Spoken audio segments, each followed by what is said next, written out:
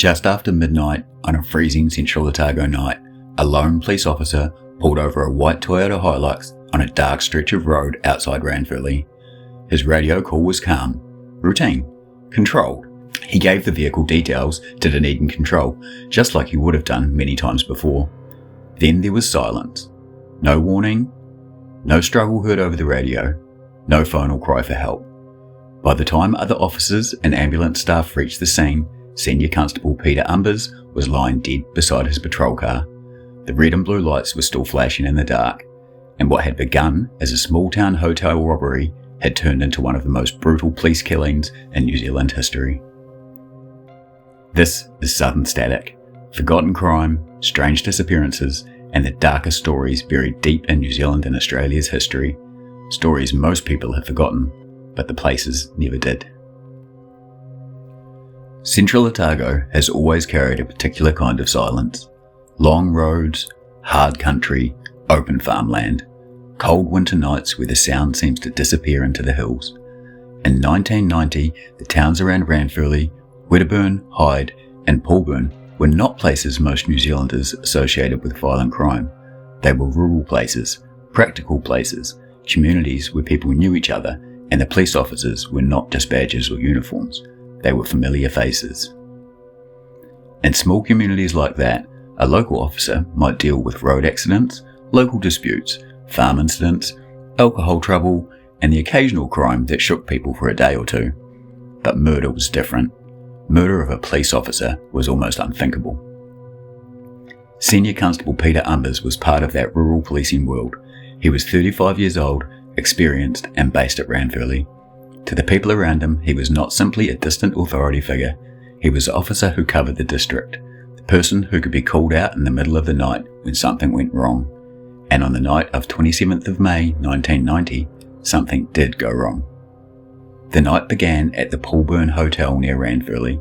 An offender entered the hotel and woke the owners from their sleep. The robbery was not just a quick demand for cash. It was controlled enough for the offender to rip out most of the hotel's telephones in an attempt to stop the owners from calling police once he left. But he missed one. There was still a phone in the bedroom. After the offender escaped with about $380 cash, the hotel owners used that last phone to make their call for help. That tiny mistake changed everything. Peter Umbers was at home when he was called out just after midnight. He was not already sitting in a patrol car waiting for action. He was called from home into the cold Central Otago night to respond to what, at that point, appeared to be an armed robbery. Police began looking for the vehicle believed to be connected to the robbery, a white Toyota Hilux flat deck. In a city, a vehicle like that might disappear into traffic.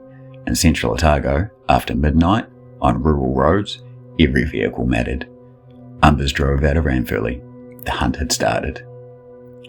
At 12:16 a.m, Peter Umbers radioed Dunedin Control.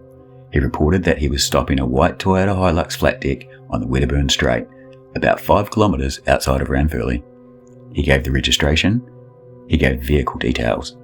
The transmission was professional and calm. There was no panic in it. No indication that the situation had already turned violent. And that is the part of what makes this case so chilling. Because after that call, nothing. No follow-up, no confirmation, no update that the driver had been secured. No warning that he needed assistance. Just silence.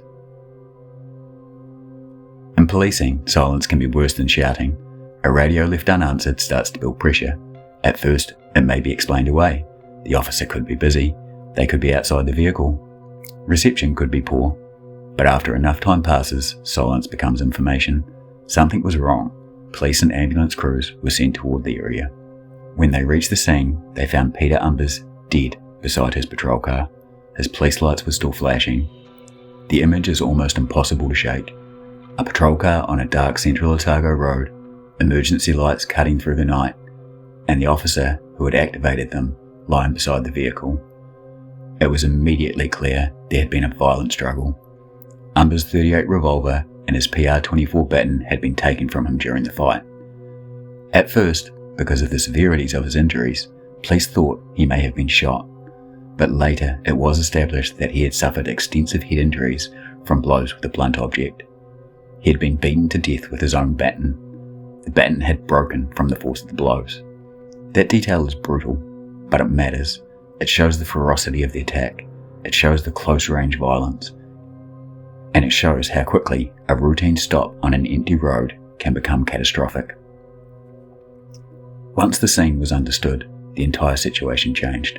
This was no longer just a search for an armed robber. A police officer had been murdered.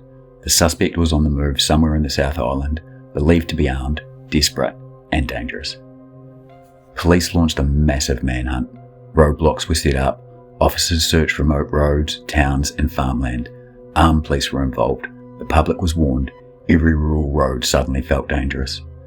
For Central Otago, the fear would have been hard to describe. These were not anonymous streets in a large city. These were communities where people knew the local officer. They knew the road. They knew the hotel. They knew how empty the area could be at night. And now everyone knew that a man capable of killing a police officer had passed through those same roads in the dark. The offender, Richard Thomas Lackich, was later arrested and pleaded guilty to the murder. But by then, the damage was permanent. There are police killings that happen in major operations, armed sieges, or large confrontations. This one began with something much smaller: a hotel robbery, a missed telephone, a vehicle stop, a radio call, then silence. That simplicity is what makes the case so disturbing. It shows how thin the line can be between ordinary policing and sudden violence. For rural officers, especially those working alone, the case exposed a harsh truth. Backup could be far away, the night could be empty. A single stop could place an officer face to face with someone who had already decided they would do anything to escape. Peter Umbers was posthumously awarded the George Medal, but for the people of Ranfurly and the wider Central Otago district, the case was never just about an award or a police history entry. It was about a man who left home after midnight to do his job and never came back. More than 3 decades later, the killing of Senior Constable Peter Umbers still belongs to Central Otago. Not because people want to remember the violence, because communities remember the moments when their sense of safety changed. The Paulburn Hotel, the Wedderburn Strait, the flashing patrol car, the broken batten, the silence after the radio call. These details remain because they are simple, and simple details have a way of lasting. In a place built on distance, trust, and familiarity, the murder created a wound that could never fully close. It reminded New Zealand that violence does not need a city to exist. It can arrive on a winter road in the middle of nowhere after a routine call-out. Peter Umbers' final radio call was not dramatic. It was not theatrical. It was the sound of a police officer doing his job. A vehicle description, a location, a registration, then nothing. And sometimes, in stories like this, the silence is the part that stays with you. Some stories disappear from the headlines, but never from the towns where they happened. This has been Southern Static, and I'll see you in the next one.